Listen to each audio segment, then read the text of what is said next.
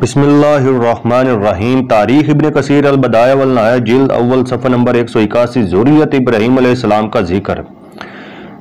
اسحاق علیہ السلام۔ ہم اس سے قبل بیان کر چکے ہیں کہ جب حضرت اسحاق علیہ السلام اپنے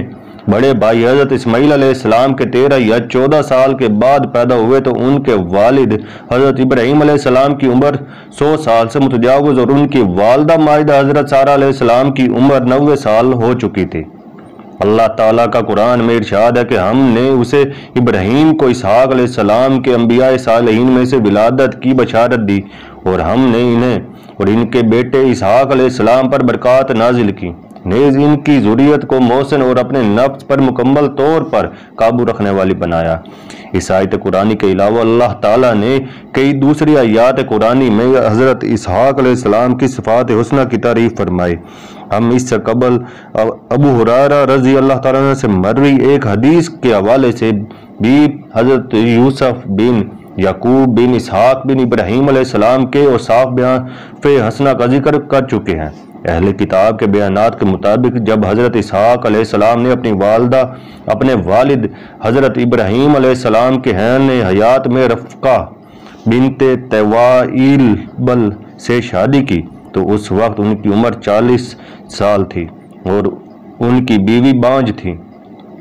تاہم جب حضرت اسحاق علیہ السلام نے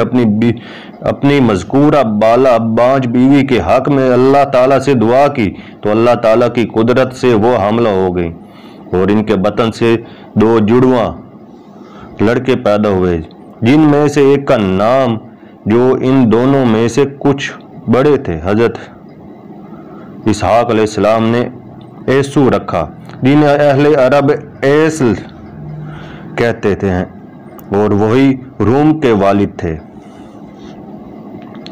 دوسری مشہور روایت حضرت اسحاق علیہ السلام کے دوسرے بیٹے یعقوب علیہ السلام کا نام یعقوب ہونے کے بارے میں یہ ہے کہ حضرت اسحاق علیہ السلام نے ان کا یہ نام اس لیے رکھا کہ وہ اپنے توام بھائی کے عقب میں بطن مادر سے تولد ہوئے تھے۔ ان کا ایک اور نام جو تاریخ میں مشہور ہے اسرائیل تھا اور قوم اسرائیل یعنی بنو اسرائیل ان کے اسی نام کی وجہ سے مشہور ہوئی۔ کہا جاتا ہے کہ حضرت اسحاق حضرت یعقوب علیہ السلام کے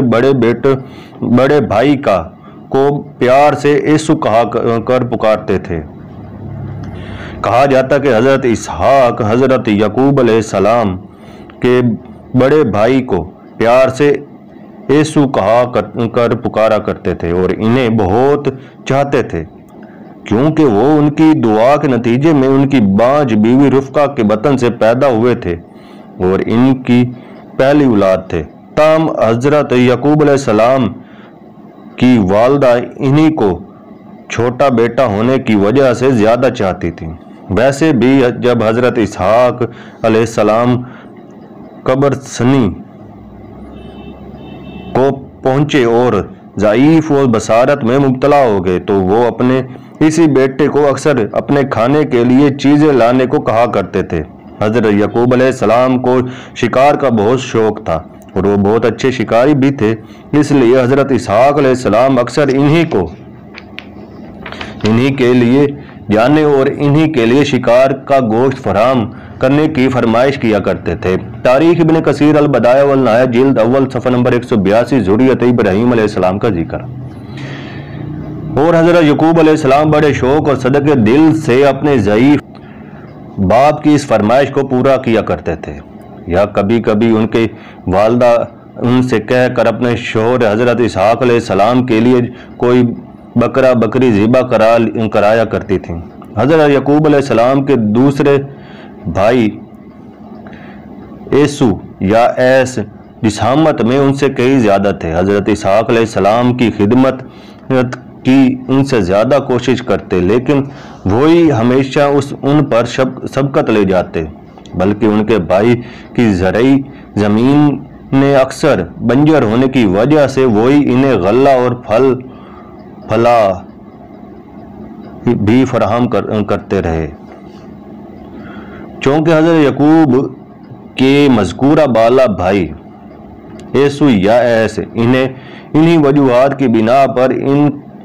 کا شکر گزار ہونے کی بجائے ان سے حسد کرنے لگے تھے۔ اس لیے ان کی والدہ رفقہ نے حضرت اسحاق علیہ السلام کی وفات کے بعد انہیں مشورہ دیا کہ وہ ہاران سے کنعان چلے جائیں، کیونکہ ان کے بھائی ان کی کسی بیٹی کو اپنی زوجیت میں لانے کا ارادہ بھی کر بیٹھے تھے۔ جب حضرت یعقوب علیہ السلام ہاران سے چلے، جو ان کے والد حضرت اسحاق علیہ السلام کی وصیت بھی تھی، تو رستے میں ایک پتھر کا تکیہ بنا کر لیٹتے اور سو گئے۔ جہاں انہوں نے دیکھا کہ آسمان سے فرشتہ نازل ہو رہے ہیں، جب کہ ایک فرشتے نے انہیں خدا کی طرف سے وحی پہنچائی اور نہ صرف انہیں ثبوت اور برکت کی بشارت دی، بلکہ ان کی اولاد میں سلسلہ نبوت جاری رہنے کی بھی اللہ تعالی کی طرف سے بشارت دی۔ اس جگہ کا نام حجر بھی اس واقعہ کی وجہ سے پڑا تھا، لیکن جب حضرت یعقوب علیہ السلام آگے جا کر وہاں واپس آئے تھے تو انہوں نے اس جگہ کا نام حجر کی بجائے ایل رکھا تھا، جس کے معنی بیت اللہ ہوتا ہے، اور انہوں نے وہاں ایک عمارت بطور معبد تعمیر کی تھی اور اس کا نام بھی بیت اللہ یا معید خدا رکھا تھا، جو آج کل بیت المقدس کے نام سے مشہور ہے، جس کی بنیاد حضرت یعقوب علیہ السلام ہی نے ڈالی تھی، جیسا کہ ہم آگے چل کر انشاءاللہ تفصیل سے بیان کریں گے۔ بہرکیف جب حضرت یعقوب علیہ السلام اپنے ماموں لابان کے پاس ہاران واپس آئے تو اس وقت ان کے مذکورہ بالا ماموں کی 2 بیٹیاں جو جوان تھیں، جن میں سے بڑی بیٹی کا نام لیا اور چھوٹی کا راہیل تھا، جو بہت حسین و جمیل تھی، جبکہ لیا نہ صرف ضعیف و بصارت کی مریض تھی بلکہ کریہہ النظر بھی تھی۔ حضرت یعقوب علیہ السلام نے اپنے ماموں لابان سے درخواست کی کہ وہ راہیل سے ان کی شادی کر دیں، لیکن ان کے ماموں نے اس کی یہ شرط رکھی کہ وہ 7 سال تک ان کے مویشی چراتے رہیں۔ حضرت یعقوب علیہ السلام نے ان کی یہ شرط قبول کر کے اسے پورا کیا۔ چنانچہ لابان نے اپنی برادری کے لوگوں کو جمع کیا اور حضرت یعقوب علیہ السلام سے بڑی شاندار طریقے سے اپنی بڑی لڑکی کی شادی کر دی۔ جب حضرت یعقوب علیہ السلام نے اپنے ماموں سے اس کی شکایت کی تو وہ بولے کہ بڑی بیٹی کے ہوتے ہوئے ان کی شادی چھوٹی بیٹی سے کس طرح کر سکتے تھے، کیونکہ یہ بات نہ صرف ان کی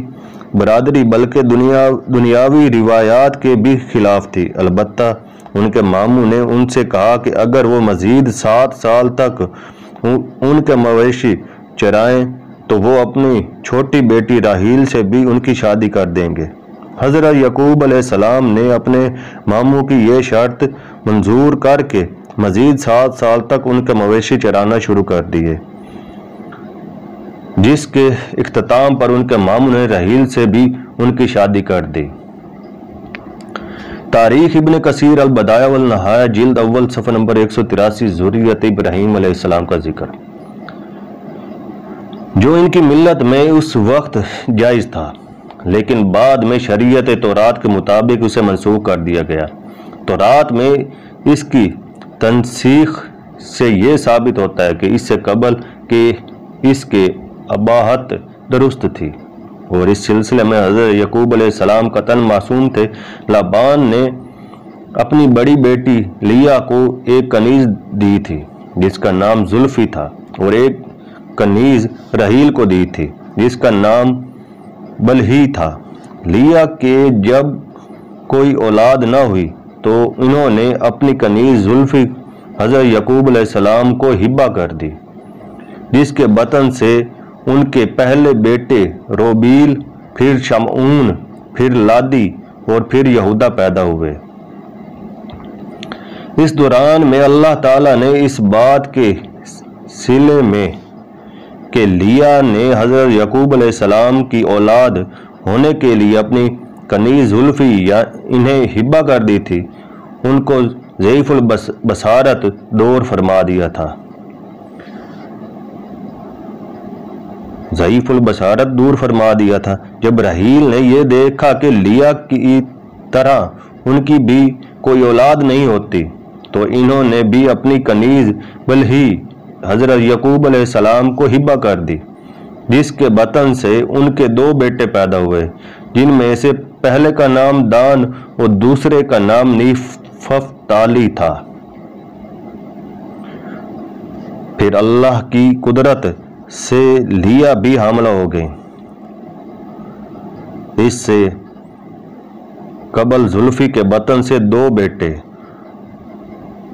اور بیٹے جاد اور اسیر پیدا ہو چکے تھے۔ لیا کے بطن سے حضرت یعقوب علیہ السلام کے 2 بیٹے